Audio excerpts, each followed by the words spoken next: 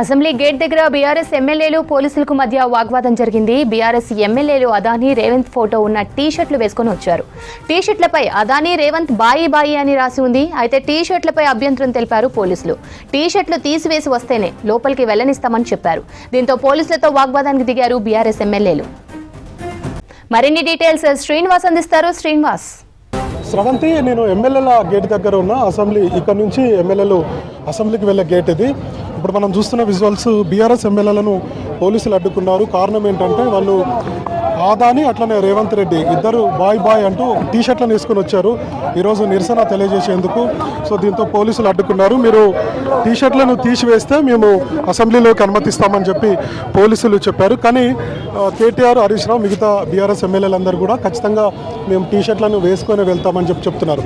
So దీనికి అంత కారణం ఏంటంటే ఈ మధ్య మనం చూస్తున్నాం, గత కొన్ని రోజుల నుంచి కూడా ఇటు రాష్ట్ర ప్రభుత్వం ముఖ్యంగా రేవంత్ రెడ్డి ఆదాయాన్ని కలిచారని, లేదంటే తెలంగాణ రాష్ట్రంలో దాదాపుగా 12,400 కోట్ల రూపాయల ఒప్పందం జరిగింది. స్కిల్ యూనివర్సిటీకి ఆదాని 100 కోట్ల రూపాయలు డొనేషన్ ఇచ్చారని, ఇట్లాంటి విషయాల మీద బీఆర్ఎస్ గత కొన్ని రోజుల నుంచి కూడా ఆరోపణలు, విమర్శలు చేస్తుంది రాష్ట్ర ప్రభుత్వం మీద.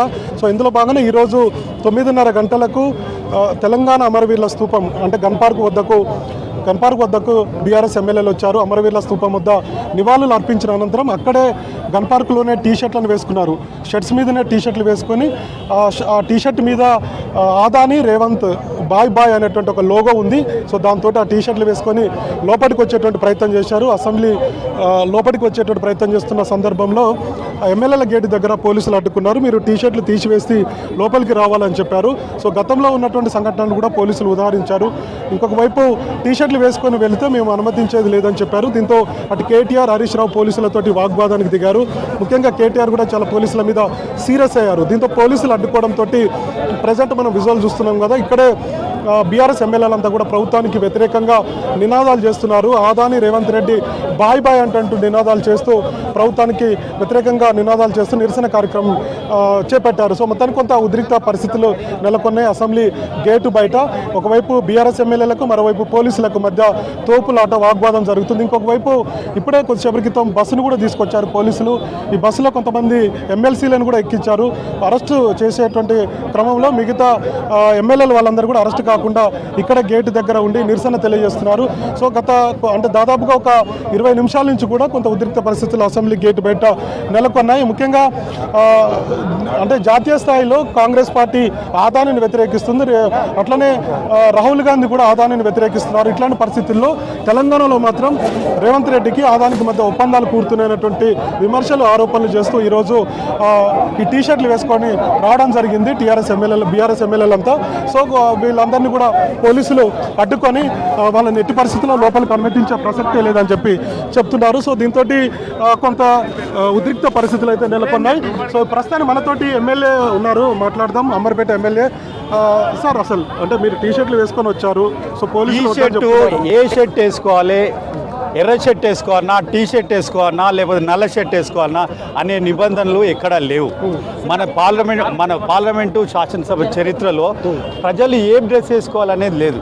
నిన్నటి రోజున రాహుల్ గాంధీ గారు ఆదాని టీ షర్ట్ వేసుకొని పార్లమెంట్లో తిరిగాడు.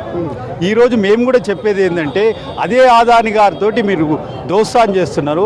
ఆ దోస్తాన్ని ఫోటో పెట్టుకొని మేము నిరసన తెలుపుకుంటూ పోతాం. దీంట్లో తప్పేముంది? పోలీసు వాళ్ళని కూడా నేను అడుగుతున్నా, స్పీకర్ని కూడా అడుగుతున్నా, ఈ షర్ట్ వేసుకొని పోవడం వల్ల మేము తప్పేముంది? రేపు పొద్దున నిన్నటి రోజున రేవంత్ రెడ్డి గారు ఒక మీటింగ్ పోయి టీ షర్ట్ వేసుకొని పోయిండు. దాన్ని మనం తప్పు పట్టినా, అదేవిధంగా మేము కూడా టీ షర్ట్ వేసుకొని పోతున్నాం. ఈ టీ షర్ట్ వలన ఆయనకు జరిగే నష్టం ఏంటి? రైట్ మొత్తానికి టీ-షర్ట్లు వేసుకొని వస్తే సమస్య ఏంటనేది ప్రభుత్వాన్ని బీఆర్ఎస్ ఎమ్మెల్యేలు అయితే ప్రశ్నిస్తారు. చూస్తున్నాం మనం విజువల్స్లో. సో కొద్దిసేపటి నుంచి కూడా బీఆర్ఎస్ ఎమ్మెల్యేలకు ఇటు పోలీసులకు మధ్య ఒక వాగ్వాదం అయితే జరుగుతుంది. ఎట్టి పరిస్థితుల్లో అనుమతించలేదని చెప్పి పోలీసులు అయితే తేల్చి చెప్పారు. దీంతో గేటు బయటనే, అసెంబ్లీలోకి ఎమ్మెల్యేలు ఎంటర్ అయ్యేటువంటి గేటు బయటనే ఎమ్మెల్యేలంతా కూడా, బీఆర్ఎస్ ఎమ్మెల్యేలంతా కూడా ఆందోళన చేస్తున్నారు, నిరసన చేస్తున్నారు, ప్రభుత్వానికి వ్యతిరేకంగా నినాదాలు చేస్తున్నారు.